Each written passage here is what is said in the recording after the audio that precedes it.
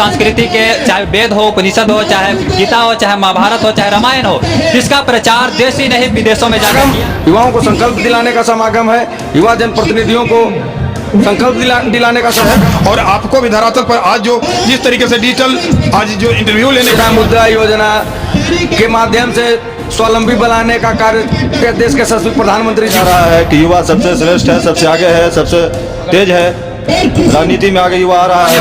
नरेंद्र मोदी जी ने समाप्त कर दिया है। तारीख भी अब बता रहे हैं। आज जो युवा समागम देख रहे हैं, जहां तेजस्वी सूर्या जी हमारे राष्ट्रीय अध्यक्ष आए हुए अपने अधिकार की बात करने आए हैं, युवाओं की बात कर संकल्प ले, राष्ट्र निर्माण में अपनी भागीदारी दे।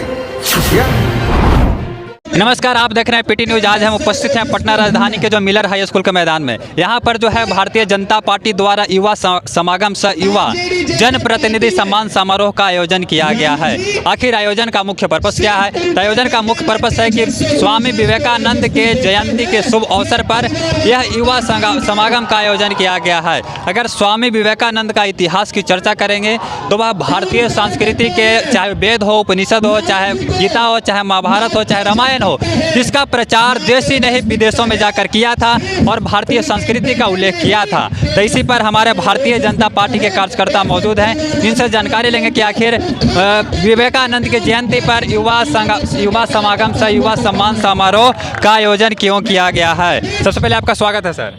धन्यवाद आपका। सर, युवा समागम करने का उद्देश्य क्या है पटना मिलर हाई स्कूल के मैदान में?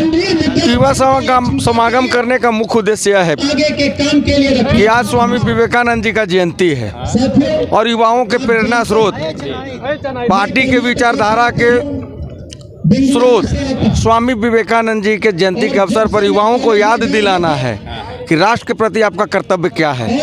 उस कर्तव्य को आप याद रखें, संकल्प लें, राष्ट्र निर्माण में अपनी भागीदारी दें। यह जो 21वीं सदी है, भारत का सदी है, युवाओं का सदी है और 2047 तक इस देश को विकसित भारत के श्रेणी में ले जाना, यह हमारे देश के यशस्वी प्रधानमंत्री जी का आह्वान है। जिस देश के युवा के बिना यह संभव नहीं है। तो यह समागम युवाओं को संकल्प दिलाने का समागम है, युवा जनप्रतिनिधियों को संकल्प दिलाने का समागम है, यही उद्देश्य है। आखिर युवा को संकल्प दिलाने का मुख्य पर्पस होगा ना कि आखिर युवा को देख रहे हैं, यहाँ पे सारे युवा लोग हैं, तो युवाओं के लिए आपकी पार्टी की सरकार ने क्या क्या किया? देखिए, युवाओं के लिए देश के यशस्वी प्रधानमंत्री जी का आप सुने होंगे इधर का भाषण। अन्य पार्टियां जो है वो लोगों को जातियों में बांट रही है, लेकिन देश के यशस्वी प्रधानमंत्री जी ने कहा कि देश में 4 ही जातियां हैं, किसान, युवा।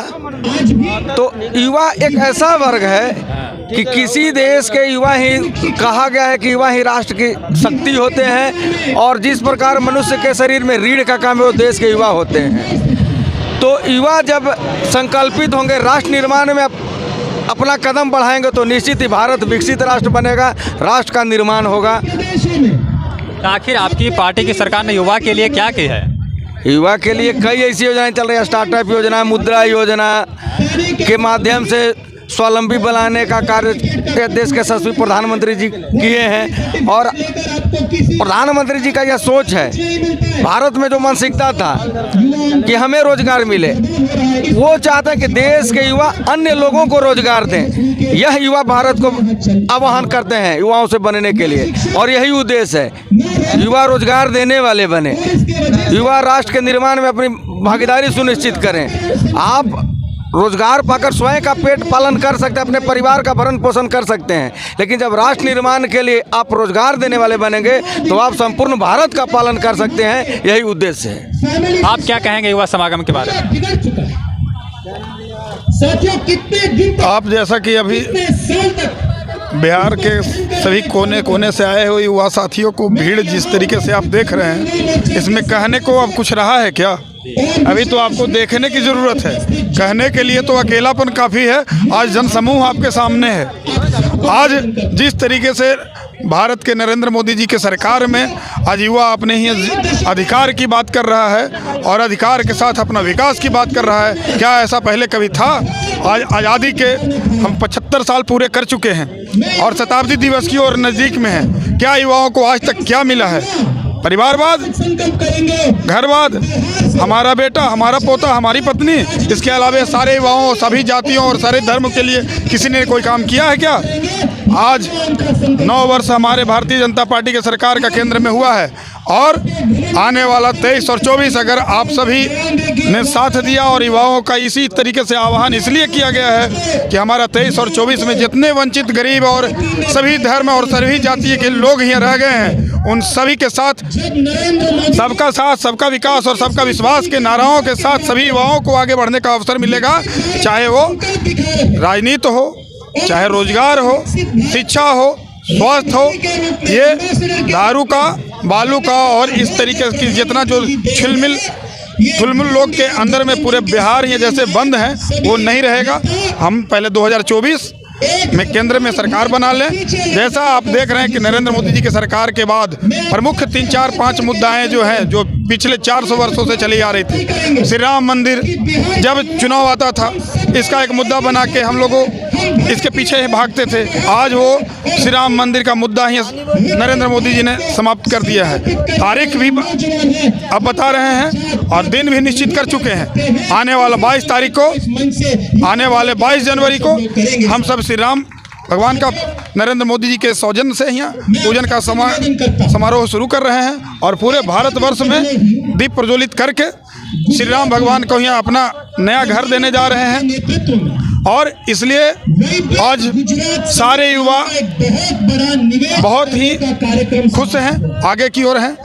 आज युवा समागम जो देख रहे हैं, भारतीय जनता पार्टी हर साल विवेकानंद जी के याद में युवा दिवस के रूप में मनाते आई है और कभी कभी पूरी ताकत भी हमें झोंकना पड़ता है अपने अधिकार के लिए। और ये आज जो युवा समागम देख रहे हैं, जहां तेजस्वी सूर्या जी हमारे राष्ट्रीय अध्यक्ष आए हुए अपने अधिकार की बात करने आए हैं, युवाओं की बात करने आए हैं। आज युवाओं का जो अधिकार है वो 23 और 24 में हम ले करके रहेंगे। इसलिए आज युवा समागम का ही जैसे कि आयोजन किया गया है। और आप जानते हैं, जिस ओर जवानी चलता है उस ओर जवाना चलता है। भारतीय जनता पार्टी के प्रमुख नेता नरेंद्र मोदी जी के यहाँ कथनानुसार पूरे भारत में 60% युवा लोग रहते हैं और सबसे ज़्यादा नरेंद्र मोदी जी किसी के बारे में सोचते हैं, किसी के बारे में वो करते हैं तो पहला उनका युवा है, दूसरा महिला है, तीसरा किसान है और चौथा गरीबी है। इस मुद्दाओं के साथ नरेंद्र मोदी जी का स्टार्टअप इंडिया, मेकिंग इंडिया, अनेकों उज्ज्वला योजना, अनेकों ऐसे सैकड़ों हजारों योजना है जिनको गिनती अगर करना शुरू करें तो यहाँ दिन खत्म हो जाएगा, लेकिन गिनती शुरू नहीं होगी। ये 10 वर्षों का आपका विकास है और आपको भी धरातल पर आज जो जिस तरीके से डिजिटल आज जो इंटरव्यू लेने का जो आज कार्य कर रहे हैं, ये क्या पहले 10 साल पहले था? ये पहले सुविधाएं थी? आज भी आपको रोजगार मिला है या नहीं मिला है? एक यूट्यूब के माध्यम से, एक यहाँ पत्रकारिता के माध्यम से हर नौजवान के पास रोजगार है, चाहे वो फोटोकॉपी का काम करे, चाहे वो कंप्यूटर का काम करे, चाहे शिक्षण संस्थान का काम करे, चाहे वो कि आज EWS के माध्यम से सभी यहाँ लोगों को नौकरी में अपने यहाँ अधिकार के साथ लोग को नौकरी मिल रहा है। इसके पहले क्या था? मुख्यमंत्री का योजना, मुख्यमंत्री के कोटे से मीसा भारती आज यहाँ डॉक्टर हैं। क्या गरीब का बेटा वहाँ डॉक्टर नहीं बन कर जा सकता था? उनको डॉक्टर बनने की जरूरत थी? आज है वो की बात नहीं है। आज वो कोटा खत्म हुआ है नरेंद्र मोदी जी के सरकार में, और अगर वो कोटा खत्म हुआ है तो यूथ को ही आगे आना है, उसमें पुराने लोग नहीं जाएंगे। ऐसे नरेंद्र मोदी जी के सरकार में युवा समागम हम लोग मना रहे हैं और इसका हुंकार से 2024 और 25 बिहार में हम 40 के 40 लोकसभा सीट और माननीय नीतीश जी को गद्दी से हटा करके भारतीय जनता पार्टी का 2025 में सरकार बनाने की संकल्प लेके यहाँ से हम आगे की ओर जाएंगे और बिहार को विकसित राज्य बनाने की। आप क्या कहेंगे इस युवा समागम के बारे में? भारतीय जनता युवा मोर्चा का आज युवा समागम जो भव्य रैली हम लोग आज किए हैं, माननीय प्रदेश अध्यक्ष के नेतृत्व में राष्ट्रीय अध्यक्ष तेजस्वी सूर्या जी भी यहाँ पे आए हुए हैं। तमाम युवाओं को जागरूक किया जा रहा है कि युवा सबसे श्रेष्ठ है, सबसे आगे है, सबसे तेज है। राजनीति में आगे युवा आ रहा है, हर क्षेत्र में युवा बढ़ चढ़ के हिस्सा लेता है। तो सभी युवाओं से अपील करने हमारे राष्ट्रीय अध्यक्ष जी आए हैं और उनका संबोधन भी चल रहा है। उन्हीं का संबोधन हम लोग सुन भी रहे हैं, बहुत अच्छा वक्ता कर रहे हैं। इसके बाद से अपने वालों को विराम देता हूँ। और बाकी आप भारतीय जनता पार्टी के कार्यकर्ता के बारे में आप क्या सोचते हैं, आप सभी कमेंट सेक्शन में कमेंट करके जरूर बताएं। जय हिंद।